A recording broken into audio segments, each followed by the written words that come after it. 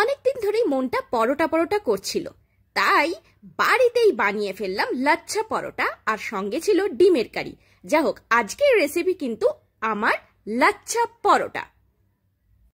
প্রথমে নিয়ে নিতে হবে মাঝারি কাপের 3 কাপ মতন আটা, আর তার সঙ্গে নিতে হবে হাফ কাপ মতন ময়দা। আমি স্বাস্থ্যের কথা মাথায় রেখেই এখানে আটার ব্যবহার করেছি, আপনারা চাইলে পুরোটা ময়দা দিয়েও করতে পারেন। আটা ময়দা একসঙ্গে মেশালে পরোটার আকার বা খাওয়ার ক্ষেত্রে তেমন কোনো হেরফের হবে না, তাই আটা আপনারা সহজেই ব্যবহার করতে পারেন। আর একবার বলে নিই, 3 কাপ মতন আটা নিয়েছি আর হাফ কাপ মতন ময়দা। এবার কিছুটা জোয়ান হাতে তালুতে ঘষে তার মধ্যে মিশিয়ে দেবো। কিছুটা কসুরি মেথিও দিয়ে দেবো স্বাদের জন্য। এত কিছু দিয়ে দেওয়ার পরে একটু দেশি ঘি, আপনারা চাইলে প্যাকেটের ঘিও ব্যবহার করতে পারেন, কিন্তু আমি একেবারে দেশি ঘি ব্যবহার করি, রান্নার ক্ষেত্রে বারবার বলি। এরপর পুরো মিশ্রণটাকে হাতে ভালো করে মিশিয়ে নিতে হবে। এরপর স্বাদ মতো লবণ আর হাফ চামচ মতন বেকিং পাউডার মেশাতে হবে। বেকিং সোডা নয় কিন্তু, অবশ্যই বেকিং পাউডার ব্যবহার করতে হবে। এরপর আর কি, আটা ময়দা যেমন করে মাখেন লুচি বা রুটি করার ক্ষেত্রে, তেমনি অল্প অল্প উষ্ণ গরম জল দেবেন আর ভালো করে মিশ্রণটাকে এপাশ থেকে ওপাশ মেখে নেবেন। লুচি রুটি কিংবা পরোটার ক্ষেত্রে আমি কিন্তু ঠান্ডা জল একেবারেই ব্যবহার করি না। ময়দা মাখার সময় বা আটা মাখার সময় জলটাকে অল্প একটু গরম করে নিই।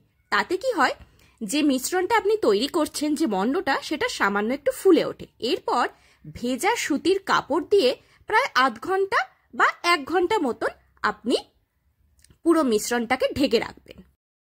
খেয়াল রাখবেন, মিশ্রণ ঢাকবার সময় কিন্তু শুকনো কাপড় না, কাপড়টাকে অল্প একটু ভিজিয়ে নেবেন, তারপরই পুরোটা যাতে এয়ার প্যাকড হয়ে থাকে সেইভাবে।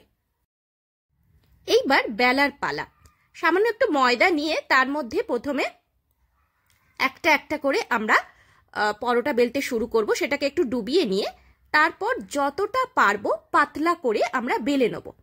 কারণ এক্ষেত্রে কিন্তু শেপ দেওয়ার চেষ্টা করবেন না, শেপটা যদি বেঁকেও যায় কোনো রকম অসুবিধা হবে না, কারণ এরপরে আরও একটা আমাদের শেপ দিতে হবে।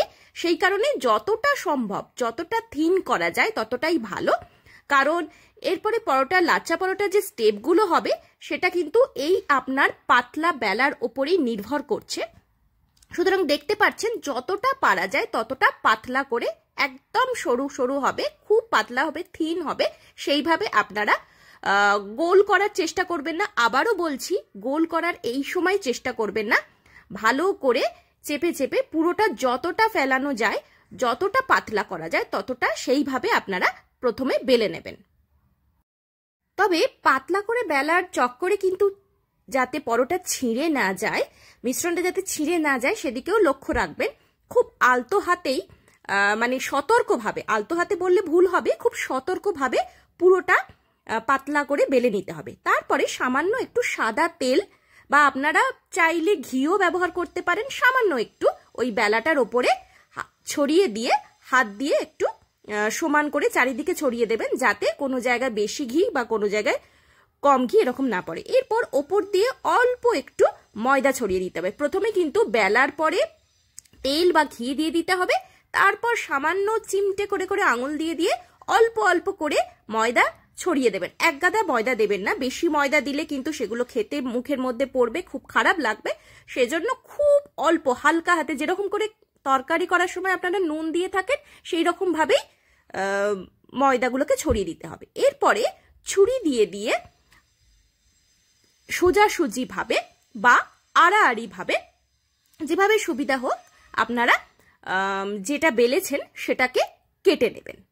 কেটে নেওয়ার পরে এক একটা যে অংশ আছে সেগুলোকে রোল রোল করতে হবে। একটা রোল করে নিয়ে আবার সেটাকে আর একটা রোলের সঙ্গে পেঁচাতে হবে। এইভাবে পুরো যে আমরা ছুরি দিয়ে কেটেছি সেই অংশগুলো পরপর পরপর পরপর জুড়ে দিতে হবে। জুড়ে দিয়ে একটা অংশ তৈরি হবে, লাচ্ছা পরোটার যে লেয়ারগুলো সেইটা তৈরি হবে। তারপরে আবার আমাদের ফার্দার বেলতে হবে। আপনারা দেখতেই পাচ্ছেন, ছুরি দিয়ে অংশগুলো কেটে নেওয়ার পরে এক একটা লেয়ারের উপর আর একটা লেয়ার দিয়ে কিভাবে ঘুরিয়ে ঘুরিয়ে আমি রোল করছি, ঠিক সেইভাবেই কিন্তু আপনারা করবেন। তাহলে লাচ্ছা পরোটার যে স্টেপসগুলো বা ছেঁড়া ছেঁড়া যে অংশগুলো হয়, যে লেয়ারগুলো হয়, সেগুলো খুব স্পষ্টভাবে বোঝা যাবে ভাজার পরেও। লাচ্ছা পরোটা 3 রকম ভাবে করা যায়, আমি একরকম প্রসেসে দেখিয়েছি পরের ভিডিওতে। আপনাদের এই ভিডিওটা ভালো লাগলে অবশ্যই আমি পরের ভিডিওতে আরো 2টো প্রসেসে কিভাবে লাচ্ছা পরোটা বানানো যায় সেগুলো নিয়ে চলে আসব। তার আগে দেখে নিন এখন আমি যে প্রসেসটা দেখাচ্ছি সেটা সম্পূর্ণভাবে প্রথমে ছুরি দিয়ে কেটে নিতে হবে। ছুরি দিয়ে কাটার পরে একটা লেয়ারের ওপর আরেকটা লেয়ার দিয়ে দিয়ে রোল করে করে ধীরে ধীরে আমাদের করে নিতে হবে। এই সময়টা আমাদের কিন্তু ভীষণ খেয়াল রাখতে হবে, সতর্ক থাকতে হবে, স্টেপগুলো যাতে পর হয় বা একসঙ্গে জড়িয়ে মরিয়ে না যায় সেদিকে লক্ষ্য রাখতে হবে। কারণ এই স্টেপটার উপরেই পুরো লাচ্ছা পরোটা ভাজার পরে যে আদপে এটা শুধু পরোটা নয়, লাচ্ছা পরোটা, সেটা কিন্তু পুরোপুরি ডিপেন্ড করছে এই ভাঁজগুলোর উপরে বা এই স্টেপগুলোর উপরে। স্টেপগুলো যাতে খুলে না যায় বা একটা স্টেপের উপর আরেকটা স্টেপ জড়িয়ে গেল, প্রতিটা স্টেপ যাতে স্পষ্ট হয় সেদিকে কিন্তু আমাদের খেয়াল রাখতে হবে। সেই জন্য একেবারে আলতো হাতে খুব সতর্কভাবে যে ভাঁজগুলো করেছেন, যে ছুরি দিয়ে যে অংশগুলো কাটা হয়েছে, যে লেয়ারগুলো কাটা হয়েছে, সেগুলো পর পর একটার উপরে আরেকটা দিয়ে দিয়ে পুরো লেয়ারটা করে নিতে হবে। আমি গ্যারেন্টি দিয়ে বলতে পারি আমার এই ভিডিওটা যদি প্রথম থেকে শেষ পর্যন্ত ভালোভাবে দেখেন আর স্টেপগুলো যদি ফলো করেন তাহলে আপনিও খুব সহজে বাড়িতে লাচ্ছা পরোটা বানিয়ে ফেলতে পারবেন। এইভাবে পুরো স্টেপগুলো আমরা একসঙ্গে জড়িয়ে নিয়েছি। এরপর দেখবেন একটা মণ্ডপ মতন তৈরি হয়েছে এবং এরপরেই আমাদের ফাইনাল যে বেলাটা হবে সেটা হবে। আর স্টেপগুলো দেখছেন কিভাবে দেখা যাচ্ছে, আর লাচ্ছা পরোটা যেটা আমরা দোকান থেকে যে রকম কিনে থাকি সেই রকমই হবে, একেবারে ঘরে বানানো। এইবারে আপনি পরোটাটা যেভাবে শেপ দিতে চান, তবে লাচ্ছা পরোটার ক্ষেত্রে গোল করাই ভালো, ত্রিকোণ বা চৌকো করতে গেলে অসুবিধা হতে পারে। সেই জন্য মোটামুটি প্রথমটার আমরা আকার আয়তনের দিকে খেয়াল রাখিনি, কিন্তু এক্ষেত্রে আপনি ইচ্ছে মতন রাউন্ড শেপ দিতে পারেন। এরপর আমরা কড়াইটা সামান্য গরম করে নেব। গরম করে নিয়ে এরপর যে বেলা অংশটা সেখানে দিয়ে দিলাম। এখন আমরা তেল দেব না, কড়াইটা একটু বা চাটুটা একটু গরম হয়ে গেলে তারপর এই যে পিঠটা আমাদের দিকে রয়েছে সেখানে তার উপর দিয়ে তেল বা ঘি অল্প একটু ছড়িয়ে দেবো। লাচ্ছা পরোটার ক্ষেত্রে আর একটা গুরুত্বপূর্ণ কথা, ভালোভাবে বোথ সাইড ভাজতে হবে, না ভাজলে কিন্তু লেয়ারগুলো স্পষ্ট হয়ে ফুটে উঠবে না। একটুখানি ভেজেই আপনারা তুলে ফেলবেন এরকম হবে না, তাতে কাঁচাও থাকবে আর স্টেপগুলো বোঝা যাবে না। তাই যে পিঠটা উল্টো দিকে রয়েছে সেই পিঠটা একটুখানি বুদবুদি টাইপের উঠলে তারপরে অন্য পিঠটায়, মানে আমাদের দিকে যেটা রয়েছে সেদিকে আপনি হালকা হাতে অল্প করে সামান্য ঘি বা সাদা তেল দিতে পারেন। আচ্ছা, মাখার সময়ও আমরা দেখেছি ঘি রয়েছে, তাই কতটা ঘি বা তেল দেবেন সেটা মাথায় রাখবেন। এরপরে আমরা তেলটা বা ঘিটা দেওয়ার পরে উল্টো পিঠে আমরা ঘুরিয়ে দেব। এইভাবে অল্প অল্প তেল বা ঘি দিয়ে দুটো পিঠই দুদিক মানে বোথ সাইড ভালোভাবে ভেজে নিতে হবে যতক্ষণ না পুরো পরোটাটা লালচে আকার ধারণ করছে। সাদা অংশ একটুও থাকলে, ময়দা বা আটার অংশ দেখা গেলে তখন আপনারা কিন্তু পারফেক্ট ফ্রাই হয়েছে, পরোটাটা ফ্রাই হয়েছে এরকম আন্দাজ করবেন না। এইভাবে পুরো অংশগুলো দেখছেন, ভাজের যে অংশগুলো সেগুলো কিন্তু একটু একটু করে ফুলে ফুলে উঠছে, কিন্তু এখনো লালচে রং ধারণ করেনি।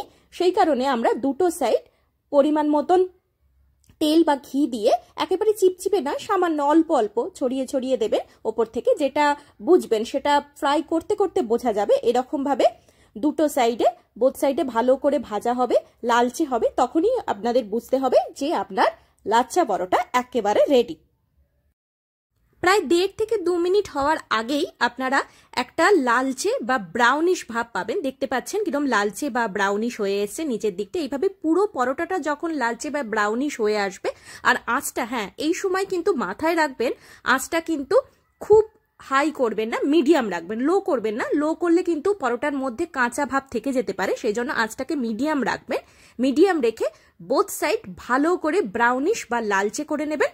তাহলেই এটা কোনো পারফেক্ট টাইম নেই যে 3 মিনিটই ভাজতে হবে বা 4 মিনিটই ভাজতে হবে, এরকম কোনো ব্যাপার নেই। পুরো সাইডটা, দুটো সাইড পুরোপুরিভাবে ব্রাউনিশ হয়ে গেলে বা লালচে আকার ধারণ করলে তখনই বুঝবেন। আমি কিন্তু খুব বেশি, আপনারা পরোটাটা দেখলে বুঝতে পারছেন, খুব বেশি তেল বা ঘি ব্যবহার করিনি। আর স্বাস্থ্যের কথা একেবারেই মাথায় রেখেছি, কারণ পরোটাটাও, লাচ্ছা পরোটাটাও কিন্তু আমি পুরোপুরি ময়দা দিয়ে বানাইনি, আটা দিয়েছি। কারণ আটা কিন্তু আমাদের স্বাস্থ্যের পক্ষে ভালো ময়দার চেয়ে। কিন্তু যেহেতু মুখের স্বাদের একটা ব্যাপার থাকে, তাই পরোটা বা লুচি করতে গেলেই সবাই ময়দাটা নিয়ে থাকেন, সেটা আপনাদের ইচ্ছা মতো আপনারা নিতে পারবেন। কিন্তু আমি স্বাস্থ্যের কথা মাথায় রেখেই পুরো পরোটাটা বানিয়েছি। আর দেখুন এইভাবে পুরো দুটো সাইড কিন্তু আস্তে আস্তে এবারে পরোটার আকার ধারণ করছে, বা লাচ্ছা পরোটার দোকানে যেরকম হয় সেরকম লালচে হয়ে উঠছে। আর বেশি দেরি নেই, আমাদের পরোটা প্রায় তৈরির দিকে। আরেকবার ভালো করে লক্ষ্য করুন, পরোটাগুলো কিন্তু কোনো অংশই কাঁচা নেই। আর খুব যদি ভালো করে লক্ষ্য করেন তাহলে বুঝতে পারবেন যে লেয়ারগুলো কিরকম স্পষ্ট করে ফুটে উঠছে। আর এরপরে আমি আপনাদের ভিডিওর একেবারে শেষে গিয়ে দেখাবো পরোটাটা কি নরম আর সফট হয়েছে, আর হাতের একেবারে মুঠোর মধ্যে চলে আসছে, হাতের মধ্যেও কোনো তেল চিপচিপে ব্যাপারটা নেই, আর ভাঁজগুলো তো প্রচণ্ড স্পষ্ট হয়ে উঠেছে। তাই লাচ্ছা পরোটা যদি আপনারা ঘরে বানাতে চান, আমার স্টেপগুলো যদি পরপর ফলো করে থাকেন আর পুরো ভিডিওটা যদি প্রথম থেকে শেষ অবধি দেখে থাকেন, তাহলে লাচ্ছা পরোটাটা বানানো বাড়িতে কোনো ব্যাপারই নয়। আমিষ হোক কিংবা নিরামিষ, এই রকম লাচ্ছা পরোটা যে কোনো রেসিপির সঙ্গেই জমে যাবে একেবারে। তাহলে আর দেরি কেন, আজই বাড়িতে বানিয়ে ফেলুন লাচ্ছা পরোটা। পরোটাগুলো ভেজে আমি একটা পাত্রের মধ্যে রেখেছি, টিস্যু পেপার রেখে তার উপরে রেখেছি, যাতে যতটুকু তেল আছে সেটা যদি অ্যাবজর্ব করে নেয়। এইবার দেখুন কি সুন্দর ভাঁজগুলো স্পষ্ট হয়ে ফুটে উঠেছে, আর পরোটাটাও খুব নরমভাবে হাতের মধ্যে চলে আসছে। আমি খুব বেশি হাতের মুঠোর মধ্যে ধরে রাখতে পারছি না, একেবারে গরম অবস্থায় দেখাচ্ছি বলে। এরপরে আমি বানিয়েছিলাম ডিমের কারি, তার সঙ্গে এমন মুচমুচে উপাদেয় আর জিভে জল আসার রেসিপি, আমি তো আর থাকতে পারছিলাম না। আপনারা থাকতে পাচ্ছেন? Like, share, support me and subscribe my channel mother's tuition. সাথে থাকুন, পাশে থাকুন। আমি পরবর্তী ভিডিও নিয়ে আবার চলে আসছি পরের ব্লকে। সবাই সুস্থ থাকুন, ভালো থাকুন, take care and bye by.